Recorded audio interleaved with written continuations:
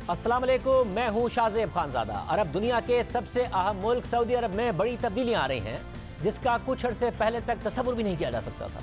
Musical concerts हो रहे हैं, फैशन शोज हो रहे हैं, आलमी खेलों के मुकाबले हो रहे हैं, सिनेमा हॉल खुल गए हैं, फिल्मों की नुमाइश हो रही है, खवातीन को गाड़ी चलाने की इजाज़त मिल गई है।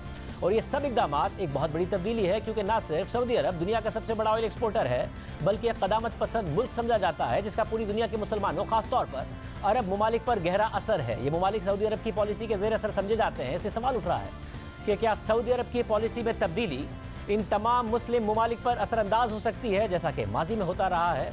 मगर एक और सवाल उठ रहा है, और वो ये कि क्या पूरा सऊदी मुआशरा खुद इन तमाम तर तब्दीलियों को कबूल करेगा। गुज़िश्ता जुमे को सऊदी अरब के दारुल हुकूमत रियाज में बॉलीवुड स्टार सलमान खान का कॉन्सर्ट हुआ। उन्होंने शिल्पा शेट्टी समेत दीगर बॉलीवुड स्टार्स के साथ परफॉर्म किया, और इस कॉन्सर्ट में 80,000 से ज़ायद अफराद ने शिरकत की। सलमान खान को किसी आम सऊदी शहरी ने नहीं, बल्कि खुद सऊदी वली अहद मोहम्मद बिन सलमान ने दावत दी थी। इससे पहले 6 दिसंबर को मारूफ गुलकार जस्टिन बीबर ने भी सऊदी अरब में कॉन्सर्ट किया था, जिसमें 70,000 अफराद शरीक हुए।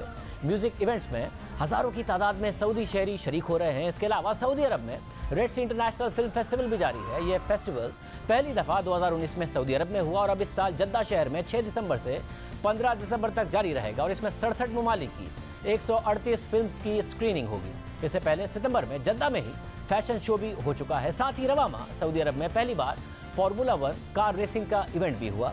दुनिया भर से रेसर शरीक हुए। इससे पहले सऊदी अरब में रेसलिंग के मुकाबले भी हो चुके हैं, मगर 2 म्यूजिकल इवेंट्स और कॉन्सर्ट्स, फिल्म फेस्टिवल और कार रेसिंग के इवेंट्स गुज़िश्ता 13 दिनों में हुए हैं, जिसे बहुत बड़ी तब्दीली करार दिया जा रहा है। सऊदी अरब में जिद्दत पसंदी के हामियों का कहना है कि यह सब कुछ सऊदी वली अहद मोहम्मद बिन सलमान की उन कोशिशों का हिस्सा है, जिसके तहत वो सऊदी मईशत का तेल पर इन्हिसार कम करना चाहते हैं। और वो चाहते हैं कि विजन 2030 तक अगले 8 साल में सऊदी अरब को मुआशी और तिजारती मरकज़ बना दिया जाए। और इस तरह के इवेंट्स मुनक़िद करके सऊदी हुकूमत ये पैगाम देना चाह रही है कि वो मॉडर्निज्म की तरफ बढ़ रही है। मगर नाक़दीन का कहना है कि सऊदी वली अहद मोहम्मद बिन सलमान इस तरह के इवेंट्स के ज़रिए सऊदी अरब में इंसानी हुकूक की खिलाफ वर्जियों से तवज्जो हटाना चाहते हैं, और सहाफ़ी जमाल खशोगी के कत्ल के बाद मुतासर होने वाली सऊदी हुकूमत की साख को बेहतर बनाना चाहते हैं। इसीलिए आलमी इंसानी हुकूक के इदारों ने जस्टिन बीबर समेत उन तमाम इवेंट्स में शिरकत करने वाले स्टार्स पर दबाव डाला था कि वो इन इवेंट्स का बॉयकॉट करें। मगर अब तक तमाम इवेंट्स कामयाबी से मुनक़िद हो रहे हैं। एक तरफ जहां सऊदी अरब में ये सब हो रहा है, तो दूसरी तरफ गुज़िश्ता हफ्ते ही सऊदी हुकूमत ने एक और बड़ा फैसला किया, और तबलीगी जमात को मुआशरे के लिए ख़तरनाक करार देते हुए उस पर पाबंदी आयद कर दी। और सऊदी अरब की वज़ारत मज़हबी उमूर के ट्वीट के मुताबिक जुमे की नमाज के खुतबे में तबलीगी जमात के खतरात से मुताल्लिक बयान किया जाए। एक तरफ सऊदी वली अहद मोहम्मद बिन सलमान इक़्तिदार पर अपनी गिरफ्त मजबूत कर रहे हैं, अपने तमाम मुमकिन सियासी मुखालफिन को रास्ते से हटा चुके हैं।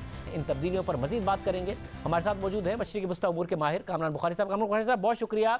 सब ज़ाहिर है ये सारी तब्दीलियाँ हो रही हैं, आप बड़ी गहरी नज़र रखते हैं, लिखते हैं मशरिक़ी वस्ता पर, सऊदी जो मुआशरा है इसके हवाले से आप लिख चुके हैं। स्पोर्ट्स के इवेंट्स होना, सिनेमा खुल जाना, ख़वातीन को ड्राइविंग की इजाज़त मिलना, आपको लगता है कि जो पैगाम वो देना चाहते हैं या जिस तरफ मुआशरे को ले जाना चाहते हैं, सऊदी मुआशरा और पूरी जो सोसाइटी है वो इसको एक्सेप्ट भी करेगी और इसको वो इम्प्लीमेंट कर पाएंगे जो करना चाह रहे हैं?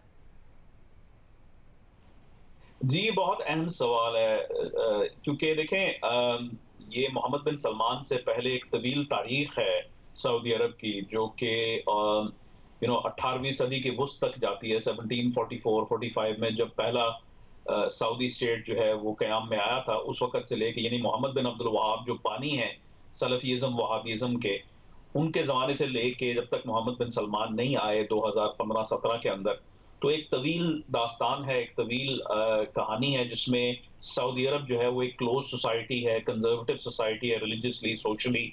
तो हालांकि बतदरीज यानी कई दिहाइयों में थोड़ा थोड़ा जो है करके तो ओपनिंग आई थी, लेकिन वो बहुत ही जो है टैक्टिकल लेवल पे। अब जो स्ट्रेटेजिक लेवल के ऊपर जो मोहम्मद बिन सलमान जो काम कर रहे हैं, ये नया है। इस वक्त मालूम ऐसे होता है कि इनको पजीराई बहुत मिल रही है अवाम के बेशतर हिस्से से। मैं खवातीन की बात कर रहा हूँ, जो कि जो है ऑलमोस्ट 50% हैं आबादी की, और जो नौजवान नस्ल है कि जो बिल्कुल अक्सरियत में है।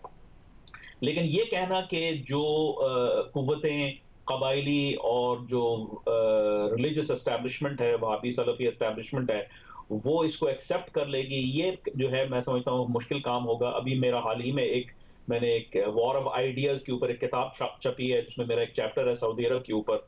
तो उसमें मैं बयान करता हूं कि ये सब नया नया है, लेकिन ये है कि ऐसा नहीं है कि वो कोई मिसकैलकुलेट बड़े पैमाने पे कर रहे हैं। वो भी ज़ाहिर है फूंक फूंक के कदम रख रहे हैं, देख रहे हैं कहाँ से जो है उनको सपोर्ट मिलेगी इस जो मुआशरती और फंडामेंटली जो रिलीजियस चेंज आ रहा है जो किंगडम के अंदर। मतलब अगर जो मोहम्मद बिन सलमान का अपना इमेज था और ज़ाहिर फिर सऊदी अरब का इमेज, जिस तरीके से सियासी मुखालफिन के साथ उन्होंने डील किया, फिर इंटरनेशनली जो जमाल खशोगी का वाक़या हुआ उसके बाद जो रेपुटेशन बुरी तरीके से ख़राब हुई, अभी तक इंटरनेशनली हम देखते हैं कि सऊदी अरब पर इस हवाले से दबाव है। आपको लगता है कि अपना वो इमेज इन तमाम चीज़ों से वो बेहतर कर सकते हैं जो डैमेज हुआ था रेपुटेशन को? जी, ये भी बहुत ही अहम नुक्ता आपने उठाया। इसमें ज़ाहिर है ये इन सारी चीज़ों के पीछे कुछ तो डोमेस्टिक पॉलिटिकल इकोनॉमी को बेहतर करना है और ज़ाहिर है वो अपने आप को देखते हैं, अब उनकी उम्र जो है कोई 35 साल के लगभग है, तो वो देखते हैं कि वो कई दिहाइयों तक जो है इस मुल्क के जो है के बादशाह बनकर रहेंगे, तो इनको हुकूमत करनी है। कैसे हुकूमत करेंगे?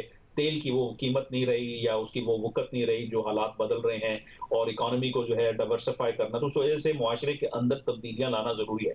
लेकिन साथ ही साथ उनको ये जो जमाल खशोगी का जो वाक़या हुआ था, अफ़सोसनाक, जो अक्टूबर 2018 में उनका कत्ल हुआ था टर्की के अंदर जो सऊदी कॉन्सुलेट है इस्तांबुल में, तो वो उस सिचुएशन को भी काउंटर करने में ये सारी चीज़ें इंटरनेशनल लेवल पे उनको मुआवनत कर सकती हैं कि भई लोग ये उनका ये हदफ है कि वो कहते हैं हाँ ठीक है, हम हमारे रियासत से हमसे जो है ये कत्ल हो गया, लेकिन ये है कि देखें कि हम और क्या जो है पॉजिटिव चीज़ें कर रहे हैं। सिर्फ जमाल खशोगी का जो कत्ल है उसके ज़ाविये से हमारी हुकूमत को, हमारी रियासत को और बिलखुसूस मोहम्मद बिन सलमान को, जिनके बारे में बहुत नेगेटिव प्रेस आई है गुज़श्ता 2-3 सालों में, तो वो चाहेंगे कि उसका जो है वो उसकी नफ़ी हो सके।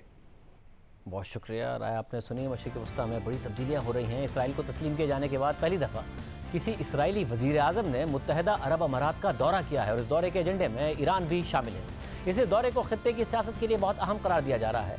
इसराइली वज़ीर आज़म इतवार को मुत्तहदा अरब अमारात पहुँचे, जहाँ उनका भरपूर इस्तकबाल किया गया और आज उन्होंने मुत्तहदा अरब अमारात के वली अहद शेख मोहम्मद बिन ज़ैद अल नहयान से मुलाकात की है। इस मुलाकात को तारीखी करार दिया जा रहा है। 1 साल पहले मुत्तहदा अरब अमारात और इसराइल में सिफारती ताल्लुकात बहाल हुए थे। फिर रवा साल जून में इसराइली वज़ीर ख़ारजा ने मुत्तहदा अरब अमारात का दौरा किया। अबू धाबी में एम्बेसी और दुबई में कौंसलेट का इफ्तिताह किया गया। फिर उसके बाद अब दिसंबर में इसराइली वज़ीर आज़म ने मुत्तहदा अरब अमारात का दौरा किया है। मुत्तहदा अरब अमारात में इसराइली सफ़ीर ने कहा कि इसराइली वज़ीर आज़म और वली अहद की मुलाकात के एजेंडे में ईरान का मामला भी शामिल था। इसराइली मीडिया दौरे को तिजारती और मुआशी लिहाज से अहम करार दे रहा है। गुज़िश्ता साल अगस्त में मुत्तहदा अरब अमारात ने इसराइल के साथ सिफारती ताल्लुकात बहाल किए। फिर उसके बाद बहरीन, सूडान और मराकश ने भी इसराइल के साथ सिफारती ताल्लुकात कायम किए और अब यह हाई प्रोफाइल दौरा हुआ है। और रॉयटर्स के मुताबिक इसराइल ने अरब ममालिक के साथ मुश्तरका दिफा तश्कील देने का मामला उठाया है, जो उसकी तरह ईरान की सरगर्मियों से मुतालिक एक खदशात रखते हैं। मुत्तहदा अरब अमारात ने ईरान से रब्ता किया है और गुज़िश्ता हफ्ते को अपने नेशनल सिक्योरिटी एडवाइज़र को ईरानी नेशनल सिक्योरिटी एडवाइज़र और ईरानी सदर से मुलाकात के लिए ईरान भेजा और अब इसराइली वज़ीर आज़म मुत्तहदा अरब अमारात में है। रॉयटर्स के मुताबिक फ़्लाइट ट्रैकिंग ऐप से पता चलता है कि इसराइली वज़ीर आज़म के जहाज़ ने सऊदी अरब की फ़िज़ाई हदूद इस्तेमाल की, जिसके इसराइल के साथ बाज़ाब्ता सिफारती ताल्लुकात ही नहीं है। मगर गुज़िश्ता साल सऊदी अरब ने इसराइल और मुत्तहदा अरब अमारात के दरमियान फ़िज़ाई राब्ते के लिए अपनी फ़िज़ाई हदूद इस्तेमाल करने की इजाज़त दी थी।